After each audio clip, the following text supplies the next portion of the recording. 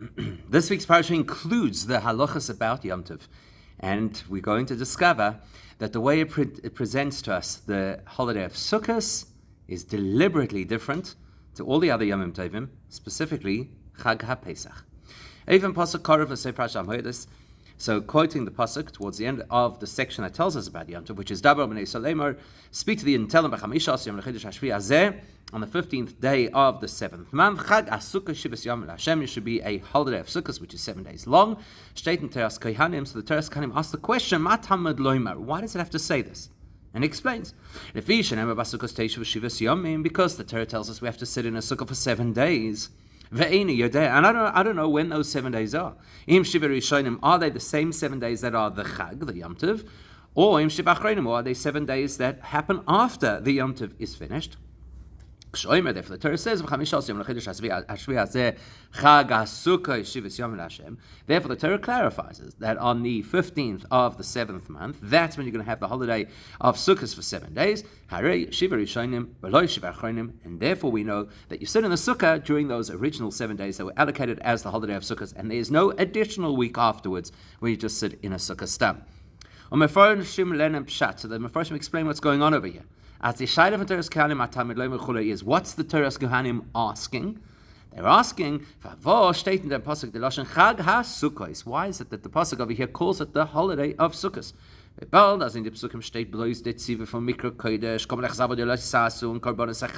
Seeing as what the Torah is about to describe is the prohibition against work, the fact that you have to bring korbanos. We're only going to talk about sitting in a sukkah much later in the parasha. So you would have anticipated that the Torah over here would say that there's a Yom Tov for 7 days, and then later on clarify the element of the sukkah. On them for sukkahs. Didn't have to have the word sukkahs, and that's what's prompted the Teras Kohanim to make its comment. If there is the Teras Kohanim masbir, that's why the Teras Kohanim has to explain. Because it's going to tell us about sitting in the sukkah for 7 days, and I might miscalculate when that is. He always has the pasuk sukkah station state some safe parasha, because the mandate to sit in a sukkah is only going to appear late on in the parasha. No, then be a state free in pasuk long after it's told us the other elements of this holiday. Then on the 15th of Tishrei you have a 7-day holiday. So therefore I'd have a dilemma at the end. Hang on, now you're telling me that I have to sit in a sukkah for 7 days. Is that the same 7 days you told me about before that start on the 15th of Tishrei? On Hobendik von Tezvav B'Chedesh, which was already mentioned in the pasuk. Or maybe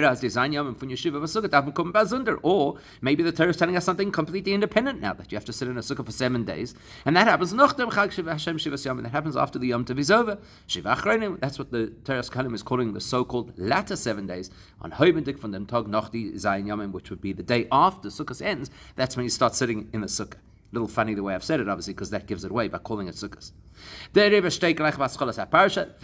to avoid that kind of misunderstanding, says the Teras Kohanim, that's why the parasha told us, straight away the Torah tells us that the 15th of Tishrei is going to be a holiday called Sukkot. Is in dem Zman von Zayin HaChag, and that clarifies for us now that when is it that you're supposed to sit in a sukkah? Right from the first day of this Yom Tov that begins on the 15th of Tishrei. Okay, now the problem with this is it gives us the impression that you might actually think that the Sukkah and the Yom Tov are independent of each other. Taking the Teras Kohanim at face value indicates as the mitzvah of Sukkah stage v'shivas yom is nit verbunden mit netzem achag. Doesn't sound like the mitzvah of sitting in a sukkah has an intrinsic link to the Yom Tov that starts on the 15th of Tishrei. And therefore doesn't seem to have an intrinsic link to the other ways that we celebrate the holiday. The things described straight after the Torah tells us that it's a holiday starting on the 15th of Tishrei. That it's a holy day, that you may not work. That you have to bring korbanos. Sounds like it's two completely independent things. And there's a tenuous word, the placement of Chag HaSukkah, that links them. And it would also appear that the sukkah doesn't have an intrinsic link to Lulav and Esrog, which are definitely linked to the Yom Tov. Was der Fall ist, der Havamin as Sukkah Teish Shivas Yomim ist nicht in selben Zman von Chag und Mitzvos of Hanal. So it sounds almost like the Torah is kind of saying there is logic to suggest that the Sukkah is independent of everything else to do with this Yom Tov, which is why the Torah had to clarify for us that it has to coincide, that the Sukkah is a mitzvah you fulfill at the time of this Yom Tov. The Torah lost nachher mit zugeben dem Wort HaSukkos. So all the Torah is telling us by adding the word Sukkos is as lefoil is a Chag HaSukkos in terms of Shivas Yom and Hashem, that it so happens that these two independent concepts, the Yom Tov and the Sukkah, are celebrated at the same time. And the days of sitting in the Sukkah for 7 days also begin at the same time that this Yom Tov begins on the 15th. That's what you'd think. You'd think that the Torah is giving the impression that Sukkot is not fundamental to the Yom Tov. But you can't say that. First of all, look at how the Torah tells us when you're supposed to sit in a Sukkah.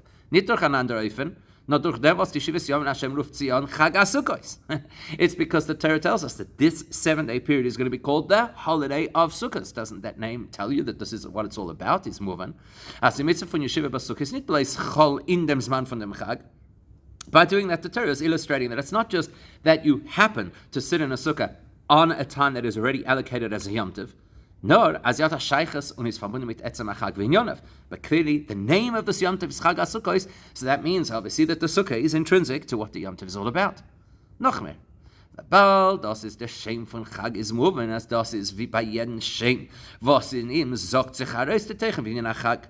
Plus, if this is what we're calling this Yom Tov, not only does it tell us that there is an intrinsic link between Sukkot and the Yom Tov, more than that, that is what the Yom Tov is all about, because the name of something expresses what it's all about. And if that's the case, we have two key questions. One about language, and one about the positioning or the way that the Torah presents it. Is in Pasuk Nitokin Adgasha. How come when the Torah does tell us later on that you have to sit in a Sukkah for 7 days, why does it not emphasize over there that it's on the Yom Tov of Sukkot? It could have just said it in a simple way. Sit in a Sukkah in those 7 days that we just spoke about before, starting on the 15th of Tishrei. As man soll wissen, as das sein ist den Tag von Chag HaMorim Lifnei, and then we'd know that the Sukkah is supposed to coincide with the 7 days of the Yom Tov we've just discussed. Also, base, how come the parasha doesn't start straight away when it tells us Chag HaSukkos and then tell us sit in a Sukkah? Straight after telling us that on the 15th of the month you're supposed to sit in a Sukkah, that's where it should have said Shivas Yom Tov, and therefore the way you do this is you sit in a Sukkah for 7 days. Aber frat, as I say, steht for in Pasuk bei dem ersten Chag, especially as we know that this is an acceptable style and probably the ideal style, because look how it was with Pesach. How do we introduce Pesach? We said, on the 15th of Nisan, there's going to be a festival of matzahs to Hashem, and then it straight away tells us, Shivas Yom matzahs techelu. How do you celebrate it? You eat matzah for 7 days. And only after that, once we've defined the unique selling point of this particular Yom Tov, then we talk about the more generic elements, that it's a holy day and you're not supposed to work and you bring korbanos. Why don't we do the same thing over here with Sukkot? Tell us straight away what's so special about Sukkot, sit in a Sukkah, and then you'll tell me the things that are common to all Yomim Tovim. Mikra Kodesh, don't work, bring korbanos. So to understand all of that, we're going to look at an explanation, Al Pi Nigla, on the relationship between the Lulav and the Sukkah. So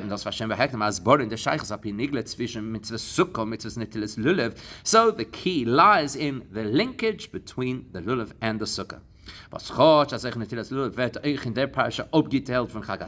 Even though the mitzvah to shake Lulav and Esrog is also presented in this parasha independently from the Yom Tov itself, but but the Torah does specifically link the mitzvah of shaking Lulav and Esrog to this 7-day Yom Tov, which it didn't do with the Sukkah. So the Alter Rebbe sagt besiduroi. So the Alter Rebbe says in Siddur, as mitzvahs netilas for Lulav Sukkah in mitzvah min hamufchar. The best way to fulfill the mitzvah of Lulav and Esrog is by shaking the Daled Minim inside a Sukkah. Now l'cheira is das anir was is al pi Kabbalah. On the face of it, this would seem to be just a mystical link. On the marker from them is in Kisvei Ho'arizal, which is something based on the teachings of Arizal. But in spite of the fact that the most obvious source for this tradition to shake a lulav and esrog inside the sukkah is mystical, Everything mystical must have a basis in Nigla de Torah. So there has to be a Nigla-based explanation for why this is the case. Especially because the Alter Rebbe writing about this in his Siddur uses different language to the Arizal, who said it is ideal to say the bracha over the lulav and esrog inside the sukkah on Shait mitzvah min hamufchar, and the Alter Rebbe adds a layer to that, and he says the best way to fulfill the mitzvah is to shake the daled minim in the sukkah. So what's the link? Lechera, wollte man gekannt sagen, als das, was in Tilas Lulav, the Sukkah is mitzvah na mufchar is mitzvah the mitzvah Sukkah. Well, the first thing that comes to mind is you'll say, well, the Sukkah is such a special mitzvah, and therefore part of the fulfilling of the mitzvah of the Sukkah, which is supposed to encompass everything that we do, should obviously encompass also shaking Lulav and esrog. It's beside the mitzvah Sukkah, Yosas, the mitzvah from Sukkah is teishvu ke'ein tedura, as we well know. The Torah says, Bas Sukkah is teishvu, you should dwell in Sukkahs for 7 days, from which the Gemara understands that you're supposed to live in your Sukkah like you would live in your house the rest of the year. Shia oichel ve'yoshen ve'shoyse ve'yoshev v'tayel ve'dor b'sukkah kol zayin hayomim. You're supposed to eat, drink, engage, socialize, do everything inside the Sukkah like you would do during the rest of the year in your house. Bein ba'yom, bein ba'layla, during the day or at night, k'derech shu'ador b'beis, exactly as you would in your own home. And anything which you would normally not do outside of your own home, don't do outside of the sukkah. It says, and you actually need special permission to be able to learn outside of the sukkah, because maybe you'll be distracted, it'll be difficult for you to concentrate, so that's why you're allowed to learn, let's say, in a base medrash or in your house. So if you're supposed to do everything in the sukkah, it only follows logically that the same should apply to the lulav. It's one of the activities that you're supposed to engage in during this week of Sukkot. So if all my other activities have to be inside the Sukkah, this should also surely be inside the Sukkah.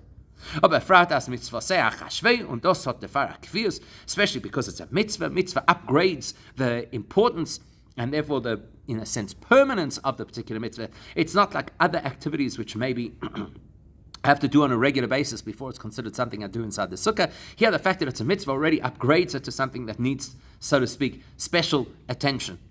So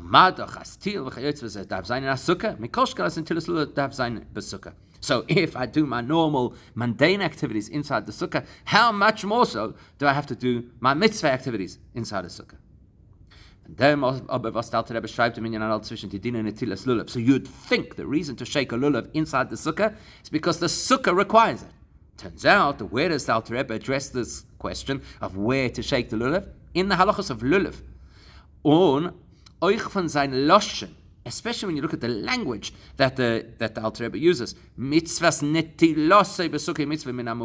mitzvah of shaking that lulav inside the sukkah is the ideal way to do the mitzvah. That's emphasizing that this is something to do with the proper way of shaking a lulav and esrog. The Alter Rebbe is clearly not describing over here to us a law about the sukkah. Rather, he is describing for us how you do the mitzvah of lulav properly. So that tells us that there's a link between the lulav and the sukkah, not just the fact that you're supposed to do everything in the sukkah. So and by the way, depending if we say that this is part of how you fulfill the mitzvah of sukkah or part of how you fulfill the mitzvah of lulav, is going to have a practical difference. So let's say, for example, there's a situation where I'm actually excused from the sukkah. So now what happens to the lulav? Let's say it's raining and I don't have to be in the sukkah. Because the principle is that if a person is going to be very uncomfortable in the sukkah, then they're excused from the sukkah. So now, if the only reason I have to shake the lulav inside the sukkah is because I'm supposed to do everything in the sukkah, and therefore it is a subsection of the laws of sukkah,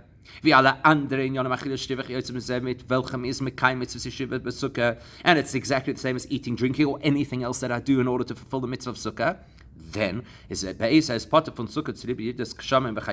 I'm excused from the sukkah because it's raining, then in the same way as I don't have to eat inside the sukkah, then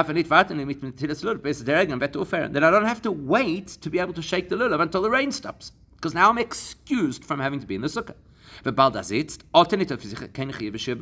right now, I am not required to sit in a sukkah. So right now, I don't have to shake the lulav inside a sukkah.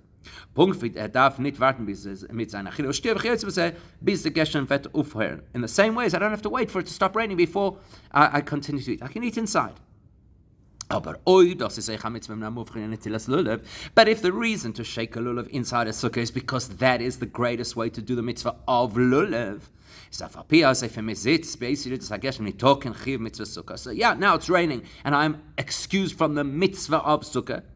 But I'm not excused from the mitzvah of lulav. That's still an obligation. Was die Schlimmes von der mitzvah min amufche is when sie wird getan in sukkah, and the best way to shake a lulav is inside the sukkah. Mistavras is min amufche zu warten, and I should wait. Surely, mitzvah min amufche, wait. Till the rain stops. So in order to satisfy what the Alter Rebbe says, doing the mitzvah of the sukkah, the lulav inside the sukkah, which is the ideal way to do it. Okay, so the Bir B'Cholzeh Shloimar, how's this helping us to understand why it is that the Torah did not immediately say Chag HaSukkos is the day that you spend the time that you spend 7 days in the sukkah. So bei Parashat Sein in Parashat Hamoedos findet man nur 2 Yomim Tovim, was bei sie wird der Chag bezeichnet Hashem Meyuchad. Here we're talking about all the Yomim Tovim of the year, but only 2 of them are given unique names: Chag HaMatzos and Chag HaSukkos. Und es ist nicht auch Chilukim beineihem. So now that we have those 2 that are named,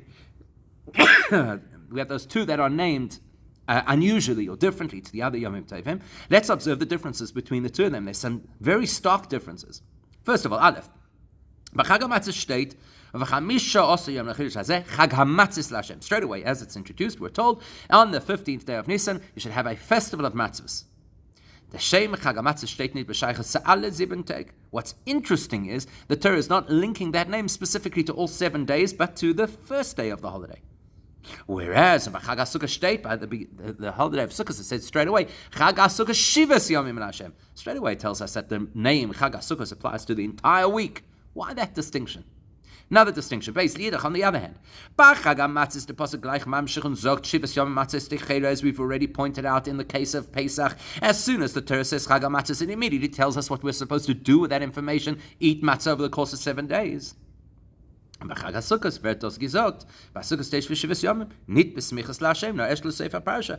as we've pointed out, it only tells us about the requirement to sit in a sukkah for a period of 7 days later on in the parasha, not right when it is originally introduced. Why those distinctions?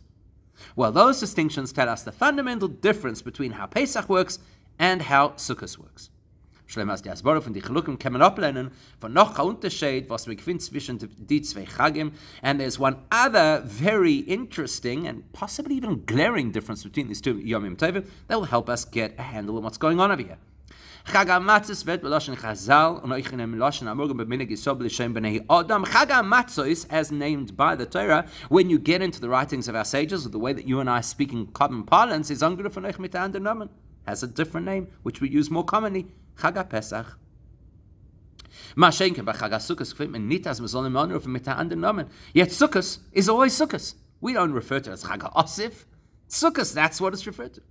Wird mit demselben Namen angerufen bei Chazal over Minig Yisrael. The same language you find in the Torah is the same language you find in Chazal, is the same language we use when we refer to it. Why? From all of the pieces of the puzzle, we're now going to put it together and start to understand. As the Teuchim von dem ganzen Chag HaPesach, was steht nicht in ganzen in dem, was there is Chag HaMatzos. What's unique about Pesach is that the whole week of Pesach is not defined necessarily by being the festival of matzos. Because remember, you don't have to eat matzah the whole Pesach, you just have to avoid chometz. Here's the most important part of our conversation so far. Sukkot is defined as the holiday of being in the Sukkah, all 7 days without distinction. So therefore, when the Torah tells us this day, on the 15th of Nisan, you have a festival of matzahs, the Torah tells us immediately what that means is, one of the things you're going to do over the next 7 days is you're going to eat matzah. And it's because the most distinctive factor of this Yom Tov is going to be eating matzah. That's why we call this holiday Chag HaMatzos. But nicht weil das ist der Teichen HaChag und alle Shivas Yomim Shaboy. But not because matzahs represent the core message of what this Yom Tov is all about, certainly not right across the whole 7-day period. Whereas when it comes to the definition of the introduction of Sukkot, then we're told it's Chag HaSukkah Shivas Yomim. This is called the holiday of Sukkot right throughout the 7 days. This is the essence of this holiday. The Sukkah is the essence of the holiday all 7 days. Unlike Pesach, where Matzah is the essence of the day only on the first day. And that's exactly why the Torah doesn't immediately tell us sit in a Sukkah for 7 days. Because had the Torah immediately said sit in a Sukkah 7 days, we would have misunderstood that it's the same principle as we saw over Pesach. That why is this holiday identified as Chag HaSukkos? Because one of the things that you do is you sit in a Sukkah. But that doesn't necessarily represent the essence of the holiday. So therefore the Torah leaves out the practicality of sitting in a Sukkah and says, it's Chag HaSukkos. End of story. That's the essence of what the holiday is about. Later on, we'll tell you what element of Sukkot is how you practice this holiday. What does this mean? Dem 15 Chedesh Nisan is ois getelt als Azman miyuchod be'iker. What made Pesach, or the first day of Pesach, special? Nicht zu dem dem, was demot ist da, the mitzvah von achilas matzah. Not the fact that it's the day of eating matzah. Why is Pesach special? It's the day we left Mitzrayim. But das ist der Yom Tov from Eretz Mitzrayim. Over Mele, Vert HaChag ve'Yom Tov. To commemorate the fact that we left Mitzrayim annually on this date, we have a Yom Tov. As the pasuk tells us, this is the day that is supposed to remind us of Yetzias Mitzrayim, and therefore be a holiday every single day, every single year. Und das, was ist ein Yom Tov, as man miyuchad, is this sibah zu der mitzvah shaboy. So once we already identified a special date on the calendar, anniversary of Yetzias Mitzrayim, turn it into a Yom Tov, that causes us to have things we should do to celebrate the Yom Tov, kedol de mitzvah von achilas matzah, one of which is to eat matzah. But when you come to the 7 days that begin on the 15th of Tishrei, which is Sukkot, there's nothing about the date that is special. No, to the contrary. It's actually a special day because now the Yom Tov of sitting in a Sukkah begins, not because of history. As in the Shivas Yomim is the mitzvah for Yeshiva b'Sukkah, because this is now going to be 7 days of fulfilling a mitzvah, of sitting and eating and experiencing life inside a Sukkah. Aber frat bei as the mitzvah von Sukkah nimmt herum dem ganzen Menschen Shivas Yomim, especially when you consider what a unique mitzvah the Sukkah is, because it completely encompasses the person and all of the person's activities for 7 days. Teishul ke'ein tedura kanal, as we've said, that you have to live in your Sukkah like you'd live in your house. As there is Dor b'Sukkah kol zayim hayomim bein ba'yoyim or bein ba'layla, as we said, day, night, everything is completely engaged with the mitzvah of being in the Sukkah. It's what we're doing that turns the time into a Yom Tov. On Pesach, it's the time that turns it into an obligation to do mitzvahs. On Sukkot, it's the mitzvah which is so encompassing that turns it into a special time. Signan acher ktsas, let's put it into different words. Every time that we daven on Shabbos and Yom Tov, we acknowledge that this is a commemoration of the Exodus. But it doesn't mean the same thing each time. If it's Pesach, then it's not just to remember Yetzias Mitzrayim, it's to remember at this time, which is when Yetzias Mitzrayim happened, to remember Yetzias Mitzrayim. That's why it's a Yom Tov. As die Zechira in Zman von Yetzias Mitzrayim macht dem Zman a Chag, it is the commemoration of this day, X amount of years ago, that we went out of Mitzrayim, which turns today into a Yom Tov. That's not the case on Shabbos. You don't say today's the day we went out of Mitzrayim. It wasn't a Shabbos. And you don't say it on Shavuos, because Shavuos is not the anniversary of Yetzias Mitzrayim. Over Yoser, and in even greater measure, it's not the case on Sukkot. Because Torah tells us, why do we sit in Sukkot at that time of the year? To remind us that the Eibusha gave us protective canopies at the time that we left Mitzrayim. Das heißt, when we're commemorating Sukkot, is not aligned with a specific date when the Eibusher gave us this protection. Und die Torah sagt dem Tam nicht, wenn die Torah sagt an dem Tzivich betchilas haparsha. And as we've already mentioned, the Torah doesn't tell us this principle of why we're sitting in a sukkah when it introduces the Yom Tov to us. It's only later on when it tells us that we have to sit in a sukkah. Then it tells us because we were in sukkahs in the desert. In dem Zwan von Yetzias Mitzrayim is demot the mitzvah von Yeshiva Sukkah in the Chag HaSukkos, wie sagt in Tur. In fact, it turns out that when is it that we're sitting in a sukkah? Dafka not in the season that we left Mitzrayim. We left Mitzrayim in the spring, where it is normal for people to sit in some kind of an outdoor canopy. We dafka don't have the sukkah at that time. We do it at a time where the weather is a little less kind, to show that we're doing it out of the mitzvah, not out of the normal summer behavior of people. So it is clear that the sukkah's mitzvah is not associated with a specific time on the calendar. So it's not that this was a special time, therefore we're in a sukkah. To the contrary, this is a sukkah, therefore it's a special time. Therefore, all the other details of the Yom Tov, which are earlier on in this conversation, that you shouldn't work, Shivas Yomim, Takrivi Shel Hashem Gomer, and you have to bring korbanos. Seine Kim besonder in Yonim. Was haben nicht kein Verbund mit dem Chiyuv Yeshiva besukkah, wie man kein meinen kann. Well, those elements, those aspects of what makes it a Yom Tov are not independent of sitting in a sukkah. No, adrabah, to the contrary. They get a chagas sukkah, if I say. It's because it's the holiday of sukkahs. It's because we're sitting in a sukkah that makes these days holy. Therefore, we cannot work. Therefore, we bring korbanos. Mashenke b'chag Pesach. This is the exact opposite of Pesach. First of all, it's a date on the calendar which is holy and meaningful, and therefore is a holiday of matzahs. And therefore,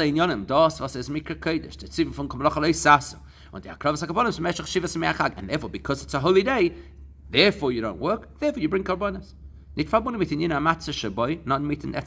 Nothing to do with the fact that there are matzahs, that we eat matzahs, that the matzahs represent the Exodus. Doesn't matter. The day already requires all of this input of a Yom Tov.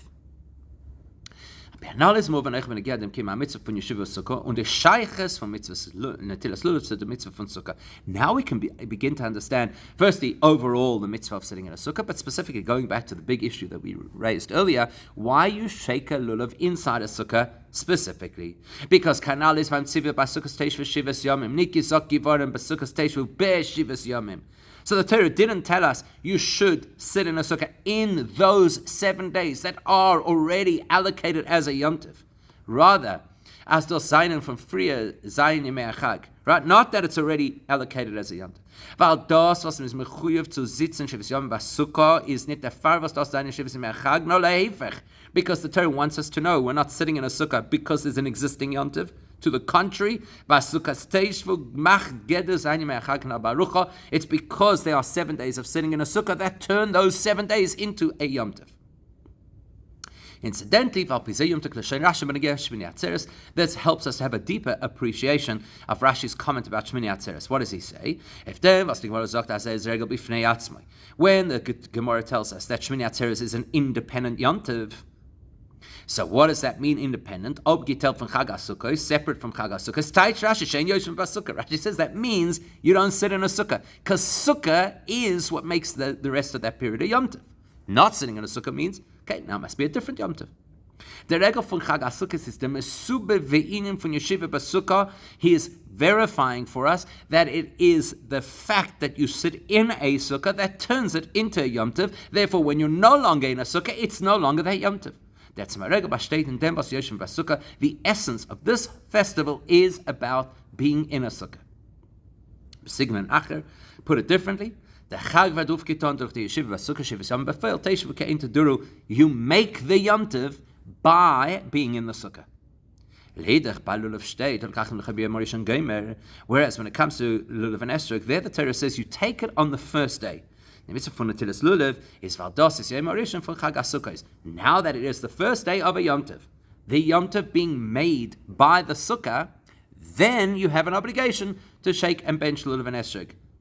B'meile is moving, which makes it obvious, as the Zman HaMitzvah v'Shem HaMitzvah if Tidala Minim is Chol B'Yom HaRishon, which means that the requirement to bench Lulav and Esrog and the nature of the Lulav and Esrog is all determined by being the first day of the Yom Tov of Sukkot. The Kedushas Chag HaSukkos is Goyim Dem Chiyuv V'Shem HaMitzvah Aleihem. The fact that it's a holy day, the fact that it's been sanctified as Sukkot, causes us to have to now bench Lulav and Esrog. As the Shleimus Gedol Kedushas HaChag durch the Yeshiva B'Sukkah B'Foel, so now it's abundantly obvious that if what makes this into a holy time is being in a Sukkah, well,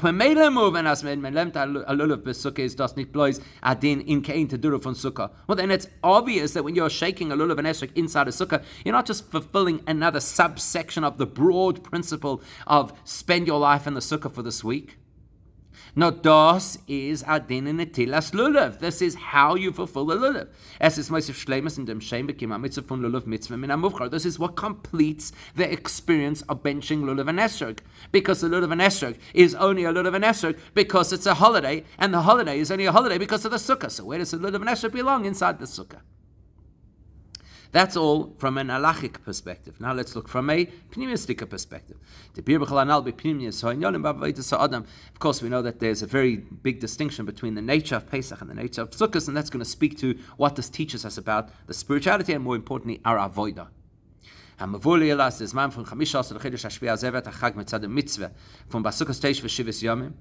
The fact that we have now established that what makes this period into a Yom Tov is our fulfillment of the mitzvah of Sukkah, is in them that is in a certain regard superior to Pesach, where the mitzvahs are the result of the fact that it's already a holy day. Here it's a holy day as a result of our mitzvahs. If what turns a day holy is our action and investment, that means we've made a difference to the world. Because we've now taken a chunk of time that was ordinary, mundane time, and we have upgraded and converted it to make it holy. Meaning to say, that the time didn't have a natural link to holiness, and we've imbued it with that holiness. Whereas a time like Pesach, where the Eibishter has allocated this as a holy time, we're not really making a difference to the world. We're just showing up at the appropriate time. And the Chelek drückt sich aus in dem Unterschied zwischen die zwei mitzvahs gufa, achilas matzah and yeshiva b'sukkah. You can actually see this expressed in the different natures of the two mitzvahs of eating matzah and sitting in a sukkah. Because achilas matzah is in yon achilas shel mitzvah. You eating matzah, that is food of a mitzvah. It's a completely different technology of eating to any other kind of eating that we do. The eating is itself a mitzvah. And it's the kind of eating you would never have done were it not a mitzvah. I don't care how much people scream, I love matzah. The reality is nobody eats matzah in those quantities in that period of time as we do at the Seder night, because the only motivation to really eat matzah is because it's a mitzvah. But what goes on inside a sukkah, those are ordinary activities that we'd normally do anyway. It says, we're not doing new activities for the purpose of a mitzvah. No, the exact opposite. The whole purpose of the sukkah is do what you normally do. Just do it here. In Yonavas Geherensum said Chaim von Yedden mention these are things that are part and parcel of an ordinary person's ordinary, boring life. Not automatically or naturally linked to anything of holiness or Torah and mitzvahs. And here I am doing these ordinary things, and now I'm fulfilling a mitzvah. I've turned ordinary things holy. That's the greatness of Sukkot.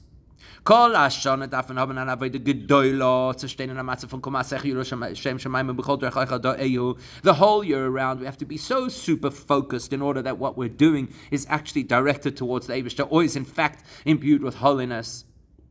But es kommt aber Chag HaSukkos, wird aufgetan, comes Sukkos, and suddenly there's a whole different reality. Suddenly, normal activities are mitzvahs. And that's why you'll see that the nature of this mitzvah illustrates this point. Because here's a mitzvah that I'm completely swallowed up by. Head to toe, including even my feet, shoes, and the mud on the shoes. Was bei kein anderer Mitzvah gefindt man nicht, dass die ganze Mitzvah seine und alle seine Inyonim sollen sein herumgeringelt von der Mitzvah von dem Eibishter. There is no other example of a mitzvah where everything about the person and the person's assets are completely encompassed by the mitzvah. And then is the Alter Rebbe Moisif or Madgish. So now the Alter Rebbe comes to tell us there's another layer to this that people might have not thought of. As mitzvahs netilas lulav, but sukkah is mitzvah namuvcha von lulav. The best way to do the mitzvah of lulav is in a sukkah. Therefore, the Alter Rebbe advised us that even before we go to shul to daven, we should bench lulav and esrog in our own sukkah. Was the bracha is al netilas lulav. It's a bracha not about the sukkah; it's a bracha about the lulav. What's the message? You'd think, the lulav, that's already a higher grade Jew. As in Neutigkeit zu sein herumgenommen von Mitzvah Sukkah, von Ratzna Elyon, who needs to be completely encompassed and held by the Eibishter's will, in other words, be inside a Sukkah. It's really the people who are very invested in the physicality of this world. They need this special haven of the Sukkah. But the Lulav people, they're immune. Remember that the lulav is from the date tree that has this magnificent taste, which is supposed to represent the person who is deeply invested in Torah learning. So these people have a consistent connection with the Eibishter. Why do they need the special escape hatch of the Sukkah? So first of all, there's a group of people who say, we don't need this urgent coverage of the Sukkah because we're connected to the Eibishter, we're lulav people. And on a personal level, everybody has an element of this in their lives. We get it. Ordinary activities have to be drawn into the Sukkah, have to be encompassed by the Sukkah. But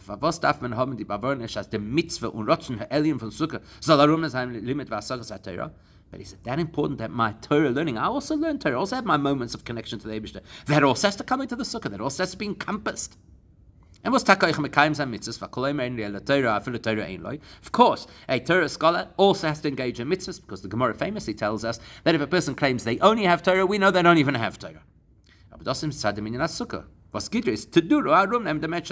Yeah, okay, that's because there has to be a sukkah, and the way you fulfill the mitzvah of the sukkah is that it's got to encompass everything. So yeah, from that perspective, there is a need for that holiness to envelop me.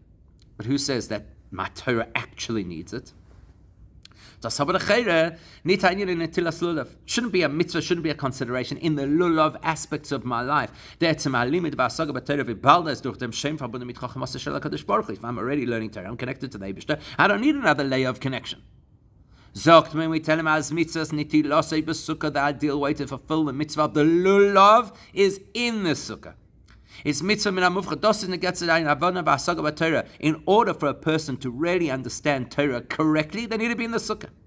And in order for a person to be able to absorb the Eibishter's infinite wisdom. Wenn der Held und es merkt, dass das, was lernt, ist ein Inyan, was es ihm makif, und es bein arich hechafarem, the way to properly absorb Torah is to recognize that Torah is like the sukkah, encompassing. I'll never get it. I'll never understand it fully. It is infinite. Aruch Omer, it's midah. And by Meira is by him der bittel chukot zu kelet sein terasa shalakadosh baruch, and that will affect the person having that awareness that Torah is not simply about my understanding and my connection to the Eibishter through that understanding, but rather plugging into something which is infinitely greater. That's going to generate a tremendous yearning and urgency that the person has. I need to and want to connect to the Eibishter's Torah. Was is nema mein kol chai. I want to grab something which is beyond the scope of the human mind, in fact, beyond the scope of all minds, and bring it into my mind.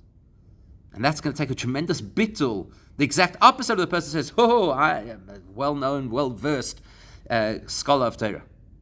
And you can take that even a little further. When a person is not simply learning Torah because that's what they're actually doing, but a person cherishes Torah. Baruch HaBatorah Tchila, as the Gemara says, you make sure to acknowledge the Eibishter in a bracha, that it's clear, noise na Torah, where the Eibishter's Torah is coming from. That will generate the exact opposite of what the Gemara warns could happen, that we could chas v'shalom destroy ourselves, or destroy the land of Israel, chas v'shalom, by not acknowledging the Eibishter. This will do the exact opposite. This will pave the way for us to very soon have the Eibishter extend his canopy of peace over us. And the Binyan Beis Hamikdash was Hashem steht Vayiv Shalom Sukkah, and that's through the construction of the Beis Hamikdash, which is considered the Eibishter's complete and peaceful Sukkah, was wird gebaut werden durch Mashiach Tzidkenu b'mheira v'yameinu mamash, which will be constructed by Mashiach immediately now mamash.